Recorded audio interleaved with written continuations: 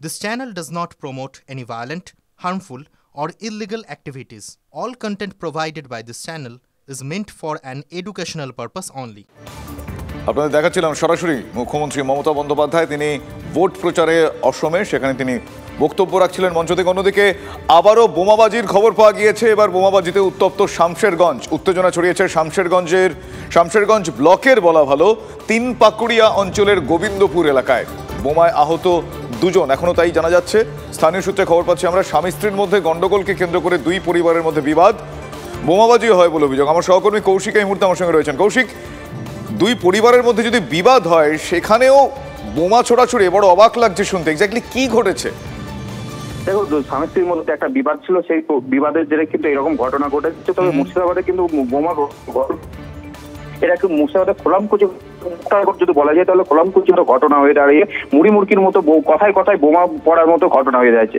বোমা বারুদের যে স্তূপে মুর্শিদাবাদ সেটা কিন্তু বলা যেতেই পারে, কারণ যেবার পারিবারিক অশান্তি হোক, জমি সংক্রান্ত বিবাদ হোক বা রাজনৈতিক সংঘর্ষ, সবেতেই কিন্তু মুড়ি মুড়কির মতো বোমা পাতে থাকে এবং বোমা উদ্ধারের ঘটনা ঘটে।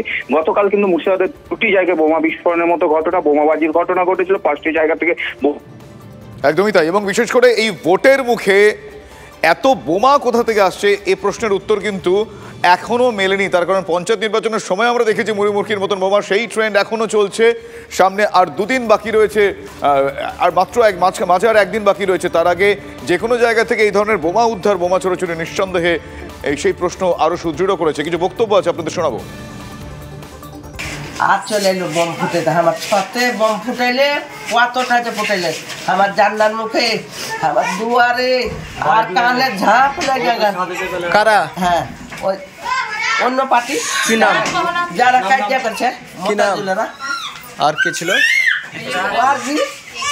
ওখানে বসেছিলাম, দিয়ে ওরা এসে ওরা বোম চালিয়ে শুরু করে দিয়ে তো বোম চালিয়ে দেয়। 8টা ফুটাচ্ছে, হাতে লেগেছে, এটা হয়ে গেছে। আপনার ছেলেরা নাকি বোম বাস্টিং করিয়েছে এবং আহত হয়েছে। ওরা করেনি, ওরা ছিল না। যারা দেখেছে তারাই কইতে পারবে কি কহরে ক্যালিয়াতে শুনেন গোসল করে ই করছি দিয়াতে এমন করে ই চালাইছে ইট। আমরা খালি শাশুড়ি বউ আছি আর 2টা মেয়ে লোক আছি, আর কেউ নেই। যারা দেখেছে তারাই কইবে। লোকসভা ভোট শুরু হতে আর 1 দিন মাত্র বাকি। তার আগে ভোট হিংসার খবরে বঙ্গে। কোথাও বিরোধীদের ওপর হামলার অভিযোগ, কোথাও শাসক দলের গোষ্ঠীকোন্দলে তপ্ত হয়ে উঠছে এলাকা। ভোটের আগে উত্তপ্ত হটস্পট বলা যায় নন্দীগ্রামে বিজেপির পার্টি অফিসে আগুন। তৃণমূলের বিরুদ্ধে আগুন ধরানোর অভিযোগ তোলা হচ্ছে বিজেপির তরফ থেকে। সাউথখালী 270 নম্বর বুথে বিজেপির পার্টি অফিসে আগুন ধরানোর অভিযোগ উঠছে। এই আগুন ধরানোর অভিযোগ যদিও তৃণমূলের তরফ থেকে অস্বীকার করা হয়েছে।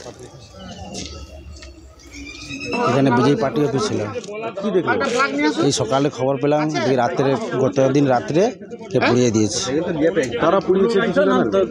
এটা কি করে বলবো, রাত্রে পুড়িয়ে দিয়েছে, সকালে আমরা খবর পেয়েছি। তৃণমূল কংগ্রেস রাতের অন্ধকারে, আমাদের একজন কর্মী বললেন, গত রাতে 12টা 1টার সময় পতাকা লাগাচ্ছে লুকিয়ে লুকিয়ে।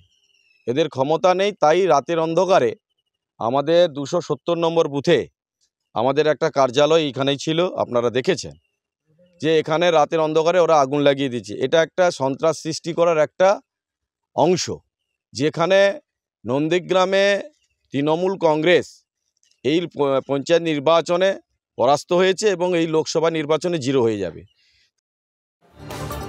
ভোটের আগেই ভোট সন্ত্রাসে এ বাংলা ফুটছে। ক্যানিংয়ে 2 বিজেপি কর্মীকে গাছে বেঁধে বেধড়ক মারধরের অভিযোগ উঠছে, আর এই অভিযোগ তৃণমূল কংগ্রেসের দিকে।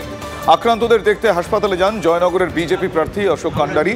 অভিযোগ, অশোক কান্ডারির সমর্থনে পতাকা লাগানোর সময় তৃণমূল কংগ্রেস কর্মীরা তাদের অশালীন ভাষায় গালিগালাজ করেন এবং মারধরও করেন। থানায় অভিযোগ দায়েরের পর আবারও তাদের ওপর চড়াও হয় বলে অভিযোগ। বাড়ি থেকে তুলে নিয়ে গিয়ে গাছে বেঁধে মারা হয় বলে অভিযোগ উঠছে এবং অভিযোগের তীর সরাসরি তৃণমূল কংগ্রেসের কিছু কর্মী সমর্থকের দিকে। ইটখোলা ক্যানিং পশ্চিমে 2 জন কর্মী আমার, ওনার বাড়ির সামনে বিজেপির ফ্ল্যাগ লাগানো ছিল। সেই ফ্ল্যাগ কেন তারা বিজেপি করবে, গণতন্ত্র হরণ করতে চাইছে, মানুষকে ভয় দেখাতে চাইছে, এটা তো ক্যানিং পশ্চিম ক্যানিং পূর্বের কালচার হয়ে গেছে মানুষের গণতন্ত্র রুট আর দাদাগিরি দেখানো, গুন্ডাগিরি দেখানো। এটা আর চলবে না, আর চলতে পারে না। মানুষ বুঝে গেছে যে গণতন্ত্র আমরা প্রতিষ্ঠা করব, আর জয়নগর লোকসভা কেন্দ্রে তৃণমূলকে সরিয়ে বিজেপি আসছে উন্নয়নের স্বার্থে, মানুষের স্বার্থে।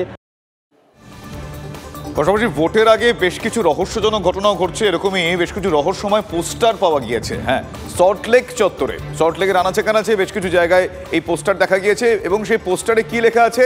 পোস্টারে লেখা রয়েছে হীরক রানী বাই বাই। কিছু ছবি আপনাদের দেখাচ্ছি, আপনারা দেখুন। রীতিমতো ডিজাইন করে বানানো সেই পোস্টার, হীরক রানী বাই বাই লেখা। প্রিন্ট করা পোস্টারে রয়েছে কিউআর কোড, স্ক্যান করলেই মিলছে দুর্নীতির অভিযোগের তথ্য। পোস্টারে একগুচ্ছ প্রশ্নও তোলা হয়েছে। চাকরি চুরি কে করলো, শিক্ষকদের পেটালো কে, বাংলায় সন্ত্রাস ছড়ালো কে, রেশন চুরি করলো কে, এই ধরনের বেশ কিছু প্রশ্ন ওই কিউআর কোড স্ক্যান করলে সে প্রশ্ন ভেসে আসছে। কে বা কারা এই পোস্টার লাগালো, এই ধরনের রহস্যময় পোস্টার কে বা কারা সেখানে সেঁটে দিয়ে গেল, সেই বিষয়ে কিন্তু রহস্য আরো দানা বাঁধছে। দড়ি ধরে মারতাম রাজা হবে খান খান, রাজাকে খান খান করা যখন লড়াই হচ্ছে তখন আমাদের রানী জনগণের রানী, আমাদের রানী মানুষের রানী, আমাদের লক্ষ্মীর ভাণ্ডার তৈরি করা মেয়েদের রানী। এই রাজত্ব কখনো বিষয় করে না, এই রাজত্ব চিরকাল থাকবে। এটা যারা করছেন ভারতীয় জনতা পার্টির নাম দেননি, নাম যদি দিতেন তাহলে বুঝতাম সৎ সাহস থাকতো। আর বামপন্থীদের একটা অংশ যারা নিজেদের খুব ইন্টেলেকচুয়াল মনে করেন, আর মমতা বন্দ্যোপাধ্যায়কে যত অপমান করবে তত আমাদের সিট বাড়বে। মমতা বন্দ্যোপাধ্যায়কে যত হেনস্থা করার কথা বলবে তত রাজ্যের মানুষের সেন্টিমেন্ট তাই বিষয় থাকবে। উদ্যোগটা তো অভিনব ঠিকই, কিন্তু এই উদ্যোগের সাথে আমরা যুক্ত নই।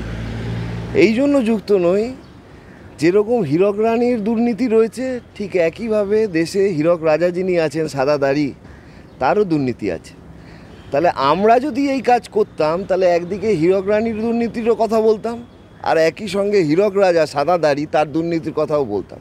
দুর্নীতিতে কিন্তু হীরক রানীর উপরে যায় সাদা দাড়ি।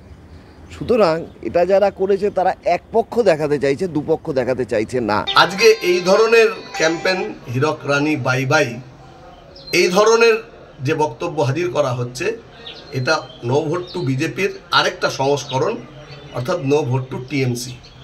আমরা বলতে চাইছি মানুষকে সচেতন থাকতে, দুটোই চোর দুটোই ডাকাত, দুটোই গণতন্ত্রের পক্ষে বিপজ্জনক।